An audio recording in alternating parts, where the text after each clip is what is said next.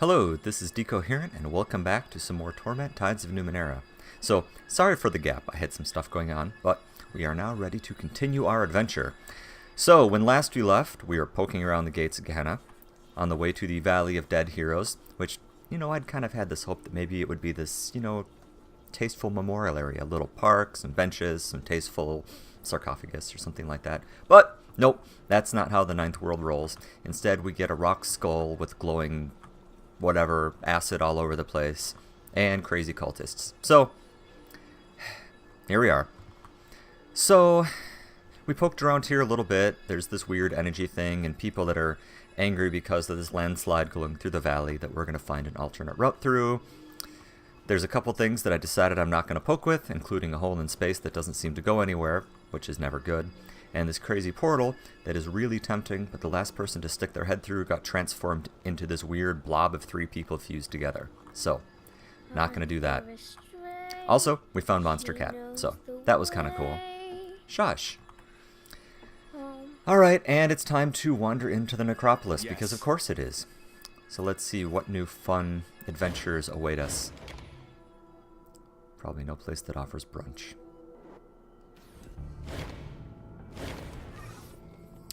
Motley. Stunted and piebald, with a large hairless head, this humanoid reminds you of a court jester, except that his wide violet eyes sparkle with cunning and intelligence, giving the impression that there is much more going on inside his large dome. Who are you? You can't be here. Why did you come? Several people sit bound and beaten along the far wall, surrounded by corpses. At second glance, some of those bound may themselves be dead as well. The man steps closer, lowering his voice to a growl. Well, answer me. Klunkar, hello again. The muttering cultist who welcomed you to the valley steps forward. He is a new arrival, Motley. We came across him on our hunt. Ah, he addresses you again. Well, you should know the necropolis is closed to outsiders. You aren't welcome here. So, what exactly is going on here? Motley looks around, comprehension dawning on his face as he takes in the room and its contents. Ah, it's not what you think. His mouth widens into an ugly smile. We were just, defending ourselves, trying to reclaim what small part of this world fate has given to seed us. It never would have come to this if only we'd had someone to help us explain. I'll remember that. He gestures to the open corridor. We are worshippers, you see. There is a terminal down there that provides access to the tombs, but this memorialist, he spits at the woman behind him, has placed a whisper lock on it. Without the code, we cannot enter the tombs and join our Lord in Ephraim and worship. She's rather narrow-sighted and doesn't see the value in what we do. If we regain our access to the gate, we can show her firsthand. He smiles. The effect is not reassuring. Uh-huh.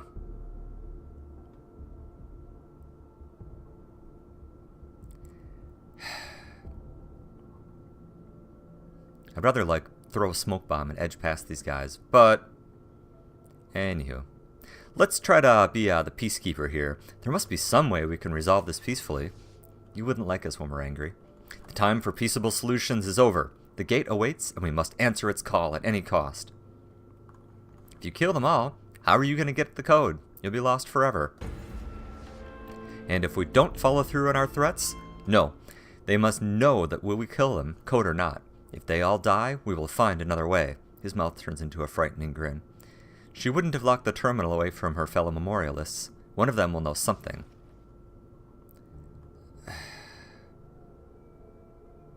Seriously, I don't care about your problems, but that doesn't seem like the right thing to say to a crazy guy. Don't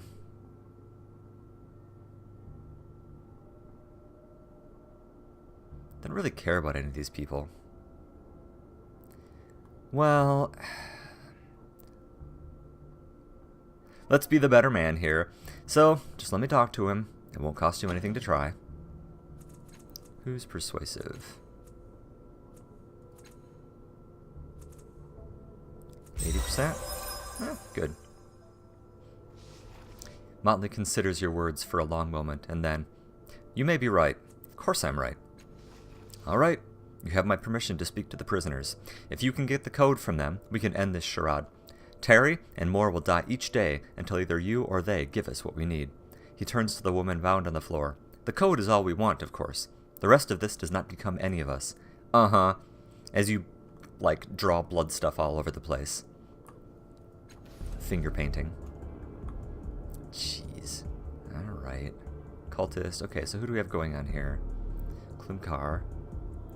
Talera Kyo. Utwang Los. Cultist. Narve the Blessed. Jenkins the Jinx. Oh, that's funny. And Jalen. Alright. Well, let's talk to what looks like the lady in charge here. Or actually, I guess I don't know who's in charge. Sorry, just looking around here. Let's talk with Talera. Is she the one in charge? This middle-aged woman sits stoically, her hands bound in front of her legs. The sleeves of her robe have fallen from her wrists, and you catch sight of yellow and purple bruising from the lacerations on her tightly cinched bonds. Streams of tears have carved channels down her dust-covered face. She looks up at you, her eyes the color of the seas around Sagas. 2 more tears slip silently down her cheeks. She turns away from you. So, who are you? She does not answer. Instead, she turns away, tears dripping from her chin. Well, I know why you're crying. That's stupid. So, do you know the passcode to the Whisper Lock? Her lips tighten into a grimace. She does not answer. Let's be Captain Obvious here, so why are you crying? Finally, she looks up at you and speaks, her voice hoarse as though she has been shouting for days. You are one of them. I will not speak to you nor give you the passcode. I'm not one of them. I'm just passing through. She shrugs. Then, I have no reason to believe you will help me. Making a note. Her face hardens. We are done here. If you give me the passcode, I can help you. I can't trust that you will. I'm sorry. Please? She says nothing. She doesn't even turn to acknowledge you spoke. Fine. Whatever. Be that way. So... Oh, let's go through all these really quick, but first... Let's see here. The woman who set the Whisper Lock refused to give me the code, but surely she wouldn't have locked the necropolis from all of the memorialists. Maybe there's another one who can tell me what I need to know. Right, okay. So, let's see here.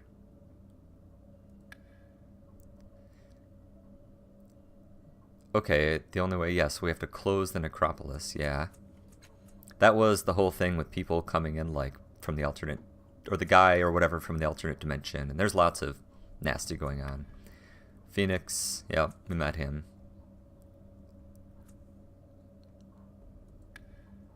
Oh, no, maybe this is what I'm thinking of. Alright, see if we can find Choi. Okay, yeah, we just looked at that. And the Lost Shepherd. Oh yeah, Eridus. Alright.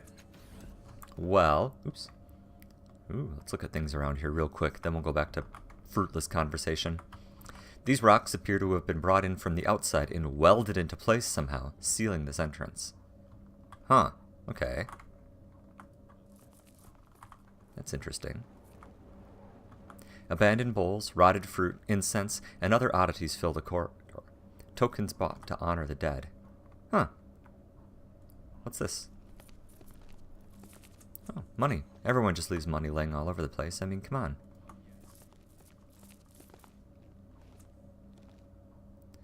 Kandiru. Ew. When placed against the skin, this wriggling eel burrows beneath the skin and releases a powerful agent that strengthens the muscles used in hand-to-hand combat.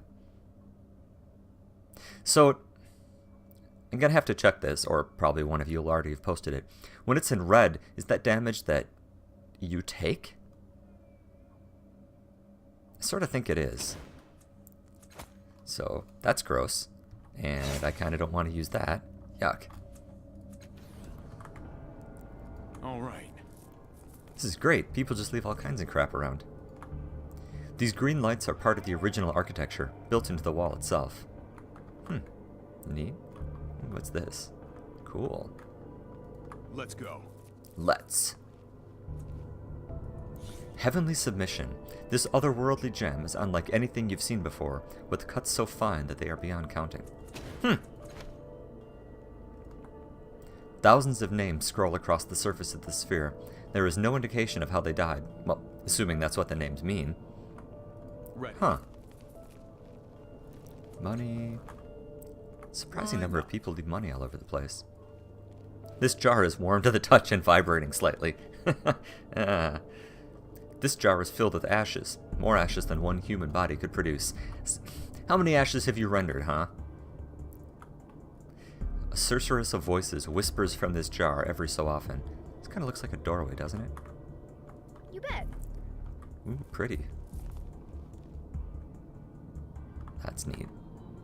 Find 'em. Something to do. These lights, bending and reflecting in and upon themselves, must have been brought to honor someone important. The names have been worn away by time. An enormous cavern yawns beyond the platform. A seemingly infinite number of honeycombed rooms stretch out past where you can see.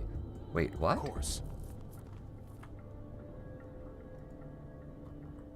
Huh.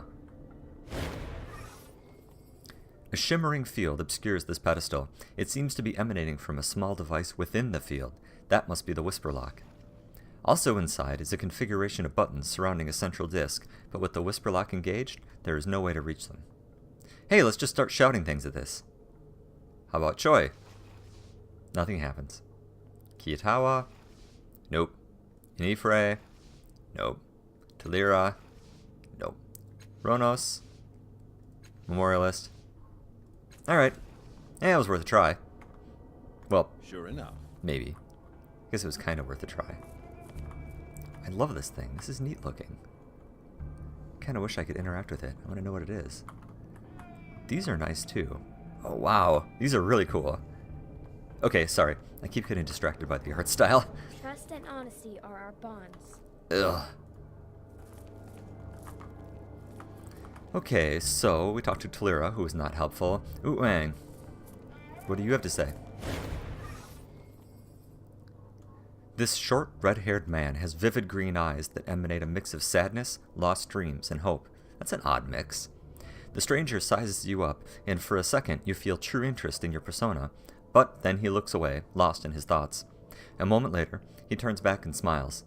This smile is like his eyes, full of shards of emotion. Caution, cynicism, fear, and friendliness. His arms are tied, and it looks like he's been beaten up pretty badly. I'm Utwang, by the way. Utwang Los, and leader of these sad sacks. Wish we could meet under better circumstances. So, how did you get here? He leans forward conspiratorially. Let me tell you, he says. We left the Oasis some weeks ago, tracking a tale of deceit and fabled Numenera. We were hired to find something called a world string, a tiny contraption that can spin a web so fine it's all but invisible, but so strong it can slice the world in two if someone had the means and the mind for it. That's neat. Hello, Cosmic String. No idea if it actually exists, but that's how all this started. There we were, out in the Verxulian wastes, when we happened across a broken hound the size of a Griffalo, or giraffe? Griffalo? Okay. Something had irritated it, so we decided to seek shelter and wait for nightfall, to see if it might not range a little further from the route we wanted to take. I was looking for just such a place when something slammed into me and knocked me down into this valley. Narv and Jenkins followed, of course, and we ran into these fine memorialists in a bit of trouble. Now, I'm never one to turn down a challenge or people in need. It's almost a curse, you might say. So, of course, we agreed to help them lock their necropolis. After that, well, you can see what happened after that. So who are you? He straightens, although it's clear the effort pains him. I'm an explorer and do-gooder, self-proclaimed. For some reason, he smirks at the stout man next to him when he says this. I've been all over the world, had every occupation and hardship you could imagine. Why, I even had my luck stolen from me. And you know what I learned in all of this? He leans forward. You can do anything if you work for it. Anything. Alright. So who are you companions here? He tilts his head towards the rat-like man next to him. That's Narve the Blessed. Venus bastard this world has seen, except he keeps messing it up somehow. That's the brush you're painting me with? Bah! He scowls and turns away. Utwang gestures with his head to the earnest-looking man with a smile. And that's Jenkins the Jinxed, always around to help, especially when you don't need it. Did you say you needed help, boss? No, friend. Or, at least there's nothing you don't already know about. So, do you know the passcode? I'm afraid I don't. Talira here didn't tell us. He leans closer. Just between you and me, I'm glad we don't know. One of us would have given it up for sure by now. Well, if you don't care about these people, wouldn't it be better if you do know the codes? You could just, like, bugger off? Anyway, Narve the Blessed. This stout fellow has a cruel scowl and beady eyes. He is unkempt and dressed in clothes that don't quite fit. In a low, gruff voice, he seems to be muttering to himself about some plot or other going wrong. His hands are bound and constantly working at the cords as if they have a life of their own. Name's Narve. Narve the Blessed, if you can believe that, which I can't. How did you get here? He leans forward and talks to you in low tones. It was Utweg's fault. Goddamn do-gooder can't help himself. We're on a quest, he calls it, for this fabled string or whatever. I figure it's my chance to off him once and for all. We came across this enormous broken hound, so I tossed a few rocks at it to get its attention. Well, Uen wouldn't fight it or run. Nope. He calmed it down and left it alone. So I tried a second time, shoving Uen down a mountainside when he got too close. As luck would have it, I lost my balance and fell down with him. Of course, idiot Jenkins follows us to help. Of course he does. That's how we got to this valley. When these memorialists asked for our help, we all saw an opportunity. Jenkins to help, Utwang to grow on his path or whatever, and me to finally do Utwang in. He shakes his head sadly. Then these cultists caught us before I could try anything. I tell you, nothing ever goes my way. So, what's your story anyway?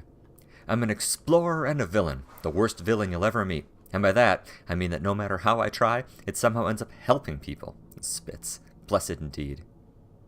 Well, I know who your companions are. Well, I'll ask your opinion. That red-headed fellow, who's Anglos, in a hushed tone he adds, I've been trying to kill him for about 12 years now. You're bad at this. He leans back and indicates the smooth-faced man.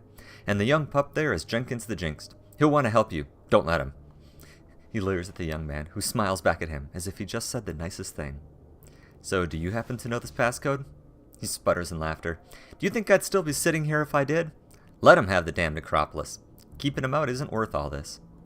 So why does anyone even care if these nutballs get into the necropolis? What's so... like, who cares? I'd like to know the answer to that, for sure. Jenkins! Hello! This young man smiles up at you shyly, his left eye sealed shut by a combination of grime and blood. The rest of his body hasn't fared much better, and the cords around his wrists and ankles have rubbed his flesh raw. He sees you staring, and shakes his head, so hair follows over his ruined eye. So, who are you? I'm Jenkins. Jenkins the Jinxed. He wrinkles his nose. Wasn't my first choice of name, believe me. But I don't really mind it anymore. It's kind of, well, apt. He looks you over, and then shuffles forward a little, leaning closer. You see, I really like to help people, but I have a habit of getting lost, he says, and what he clearly thinks is a whisper. I'll camp down for the night with my party, and by morning they'll be all gone. He stares up to you in wide-eyed wonderment. It's a terrible curse, it really is. He kicks at the floor and sighs. Utwang and Narve are the only ones I've never lost, he says morosely. Not for lack of trying. Don't worry, Narve. I'll never try to lose you. Ah. Funny. How did you get here? Well, we came across the wastes, he says pensively. The Verxulian wastes, of course, not the Tempest wastes. He laughs lightly, as if at his own joke. What's so funny about that? Then Narve pushed Utwing down a sand dune, and we tumbled into this gravestone valley. Almost broke his neck. I'm glad he didn't, though. Then, he pauses, searching his memory, we ran into these memorialists who asked for our help. They wanted to lock the necropolis from these cultists. Of course I said yes, but, well, we weren't so lucky. But at least we kept them out. Why does anyone care? You're bound and bruised, and you asked if I need help? Nah, he looks at the cords that bind him, testing them experimentally. Well, you're probably right. But couldn't you need help anyway? He looks up at you hopefully. Maybe just a little bit of help? Well, I do need to know the passcode. His face brightens and he nods at you enthusiastically. Excellent! As soon as I learn what it is, I'll tell you. He catches your expression. A sad look comes on his face. Oh, you hoped I knew it already. Sorry, friend. He gives you a sudden broad smile. But if you need anything else, you know exactly where I'll be. He holds his bound hands towards you. Here. I'll be here. Just so we understand each other. There it is. I think you and I are going to get along splendidly. Jenkins seemed momentarily taken back, and then ducks his head shyly. You're the first person to ever say that to me, he says, sniffing and wiping at his eyes. Eridus leans down and clasps on the shoulder, and the two of them bask silently in mutual affection. Alright. See? Bringing Eridus was the right choice. Alright. Jalen. This alluring woman... Oh, I thought you were a dude. Sorry. This alluring woman looks up, white hair brushing her shoulders. She allows a slight smile to pull at the corners of her mouth. Her face is, confusing. For though her skin has the tightness of youth, her eyes pierce you with the wisdom of 100 years. She rests her hands on the dagger at her hips, perhaps waiting to see if you have the courage to make the first move. Hello, who are you? Jalen of Underhouse Damath, she says, and then blinks. Sorry, habit. Damath is going into the dark like all the others. I'm just Jalen these days. What exactly is an Underhouse? I can't believe I told you my full name, she says with a rueful chuckle. My croft father would have had me whipped. Her hands close over her daggers. I come from a world beside this one, from a city in the hollow core, ruled by 16 underhouses built into the wall. Then, she frowns, counting silently, a few decades back, I woke to screams. Not one or two, like you'd get from the lower city from time to time, but hundreds. She grins, but there is uneasiness in it. I found out that shadows were pouring forth from the walls of the world. The underhouses, the people inside, were just melting into it, screaming. Staring past you, she continues. A few of us made it out through a portal into the bloom. The shadows wouldn't follow. I think the bloom scared even them, she grins. That's not encouraging. At any rate, I made a living for a while plying the family trade, but there was no joy in it. Not until I found the Endless Gate, and they gave me a reason to work. Okay, let's think about this a little more carefully. A world beside this one. Do you mean a world other from this one? Or, no, you mean some kind of weird parallel world. From a city in the hollow core. That's interesting. And I wonder what your shadows were that decided to, melt everyone. So, you mentioned the family trade. What kind of trade are you in? She barks a laugh, hitting her forehead with the heel of her hand. Where is my head today? I'm a... what's the word you use? Torturer! Oh, Jesus. I get information through pain. Underhouse Damath was famous for it, and I was the only one of my family left. I thought I'd make them proud by following in the family trade here.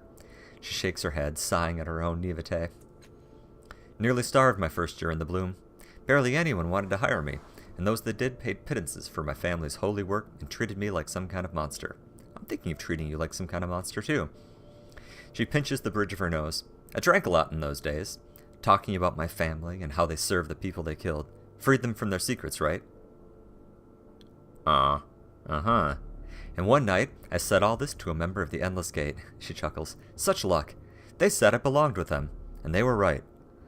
Okay, so why did you join the Endless Gate? Jeez. I torture people to set them free from their secrets. The Endless Gate and I are a good match. Well, at least you're consistently crazy. So, talking about the death of your world doesn't seem to bother you all that much. Well, it was foretold, she says with a careless shrug. Underhouse Deshando, they were the prophet cast, was wrong about the date is all. Shame that all of us suffered because they were sloppy, but they're either dead now or still getting eaten. She sighs. In other words, I knew it was coming my whole life. Wasn't expecting to live through it, so getting weepy about the whole world thing would be a slap in the face to everyone I left behind. Not gonna be a jerk. So the memorialist wouldn't give me the code either. Huh, she says, chewing her lip. Well, can't say I'm surprised. She taps a thoughtful finger on her hip. Maybe you should go looking for another memorialist like the one Klinkar was after. Ronos something. If he's still around, he might know something. Yep. Seek the truth. Alright, well, let's go say hi to him.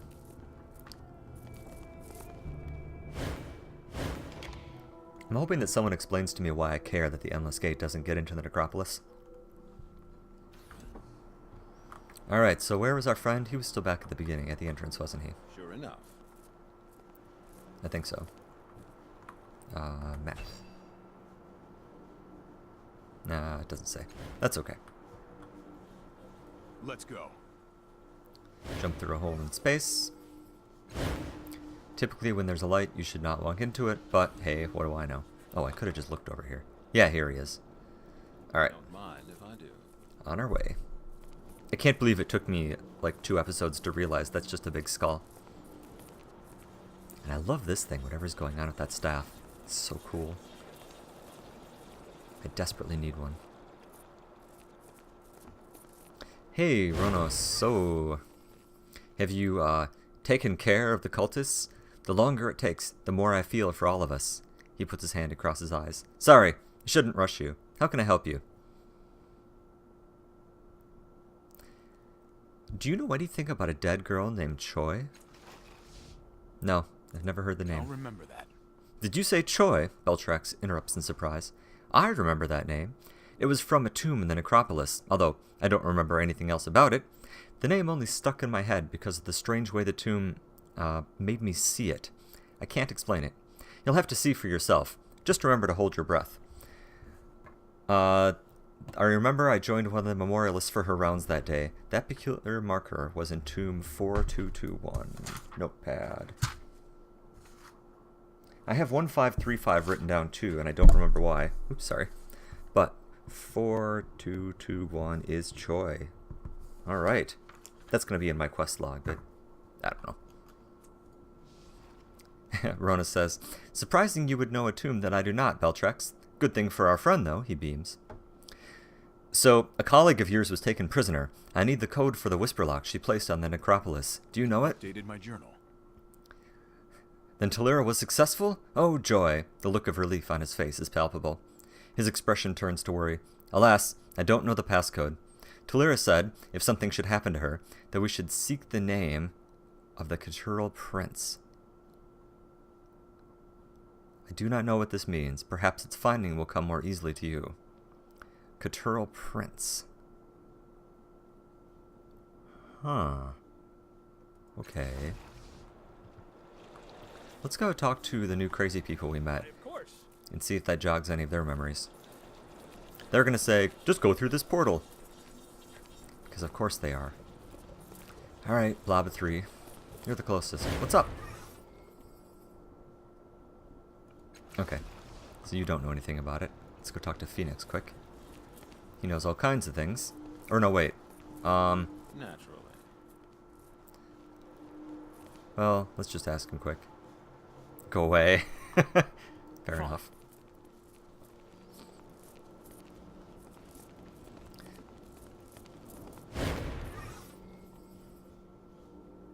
Nope.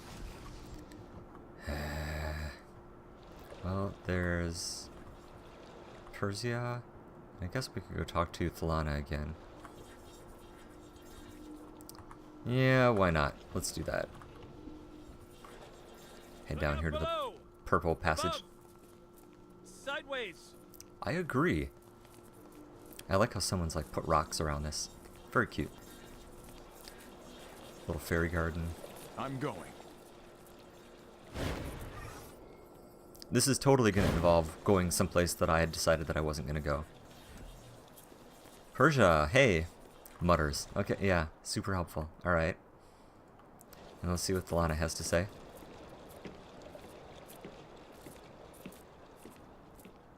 Oh, that irritating high-pitched noise stopped. Back again? What do you want?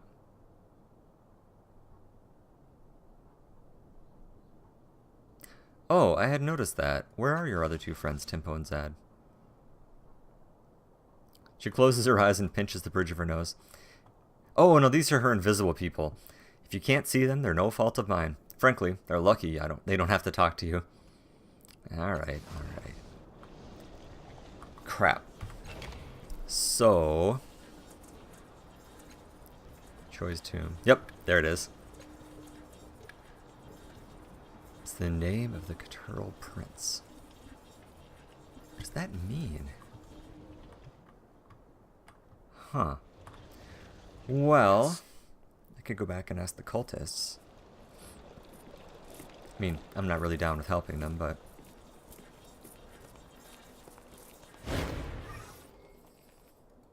You know, I could just kill them all. That would be quicker. Oh, this is a really long Let's walk. go. There's only a couple of them. I'm pretty hardcore. Well, ish. I mean, I don't like these guys. I wouldn't go quite so far as to call them an enemy, because that's a strong word. But I wouldn't piss on him if I found him on fire. So, maybe I'll just kill him. It'd be quicker. Let's see if Tantalum has anything useful to say. He doesn't, but maybe.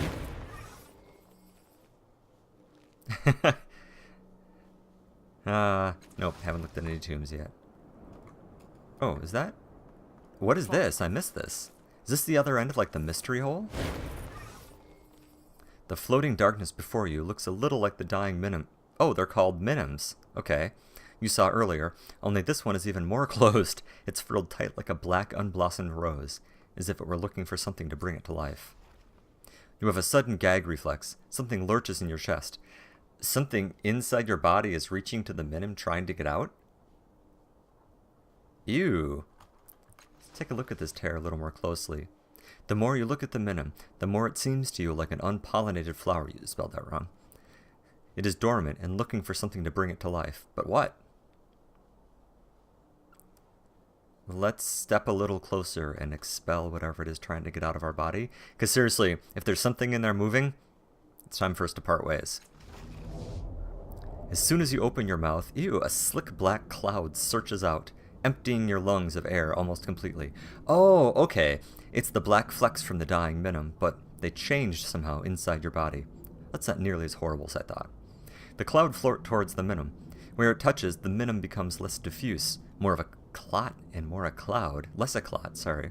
Expanding, unfurling, until its dark center is revealed, and within that center, a pulsing red light and a welcoming warmth that carries with it the echoes of sounds you are not hearing around you.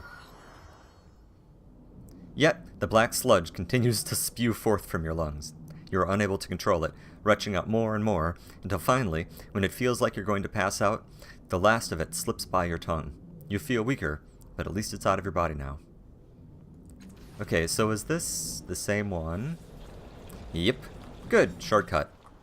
Okay, so this is a good time to make a cut, so I'm going to take a break, and then we will continue on our way to discover the passcode and possibly slaughter a whole bunch of people. So, thanks for watching, and I will see you next time.